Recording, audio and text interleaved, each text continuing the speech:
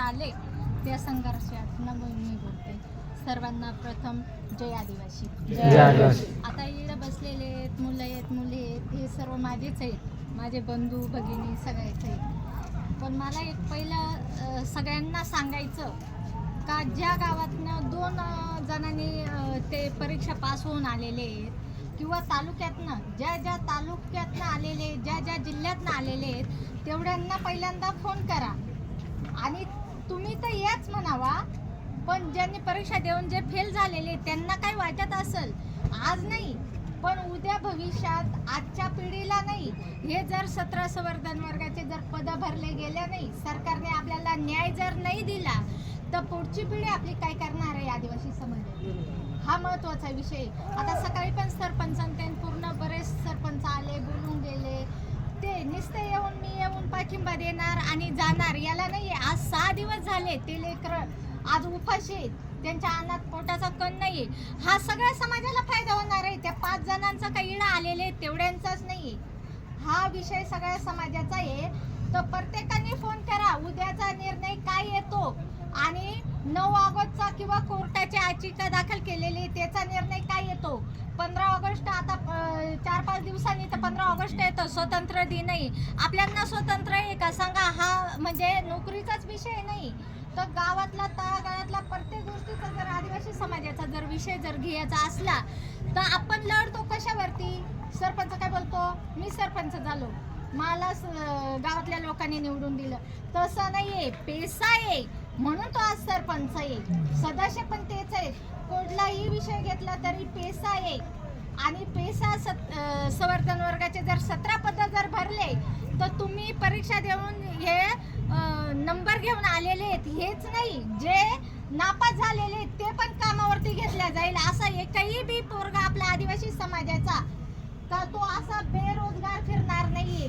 कारण 17 संवर्धन पद जर बघितले आपण आपल्या गावात बघा किती आहेत बाहेरचे प्रत्येक डिपार्टमेंटला, तर आपल्या आदिवासी समाजातला युवा असो युवती असो एकही बेरोजगार फिरणार नाहीये.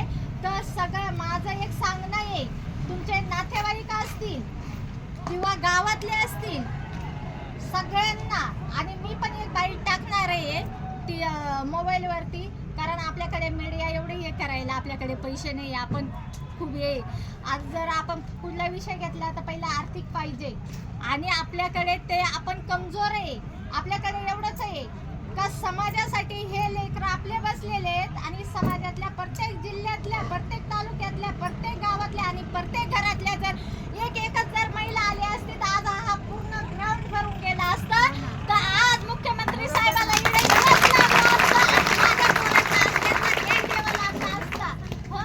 आज मला प्रत्येक ठिकाणी असं वाटतं का आदिवासी समाज फक्त 9 ऑगस्ट आल्यानंतरच फक्त युवा आणि युवती 9 ऑगस्ट आहे फक्त डीजेच्या पुढे नाचायला नका येऊ.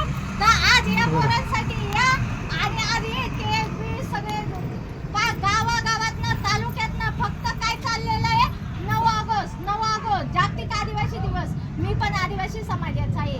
जर या लढ्यात जर ते सहभागी झाले तर असा एकही जिल्ह्यात किंवा तालुक्यात तुम्हाला सांगते महाराष्ट्रात कुणी सुद्धा आदिवासी समाजाचा हात धरू शकत नाही. जिडा आदिवासी समाज उतरल तिडा मुख्यमंत्री काय राष्ट्रपतीला पण यावं लागेल. आज महिला माझी राष्ट्रपती झालेली आहे. मला आज कुठेतरी हे वाटतं का माझ्या समाजाच्या या महिला आहेत, पोरं आहेत आणि माझ्या समाजाची राष्ट्रपती असताना जर 5-5 दिवस आणि 6-6 दिवस जर ह्या पोरांना जर एवढे त्यांचे अंत बघू राहिलेत, तो मुख्यमंत्री साहेब असो कुठलाही सरकार असो, मला कोणा बोलायचं नाही कुठल्या पक्षाचा असो, पण समाज म्हणून सगळे या आणि सगळे आव्हान करते मी.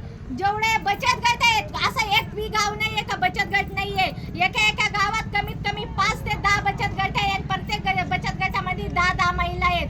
जर एका गावातून जर 5-5 बचत गट आले, 50 महिला आल्या तर मुख्यमंत्री साहेबांना इकडे यावं लागेल आणि 1,500 रुपये काय लाडक्या बहिणींना देता म्हणावा. ह्या लेकरांसाठी द्या, यांना जन्माच्या नोकऱ्या द्या आणि आज आदिवासी समाज रस्त्यावरती येणार नाहीये.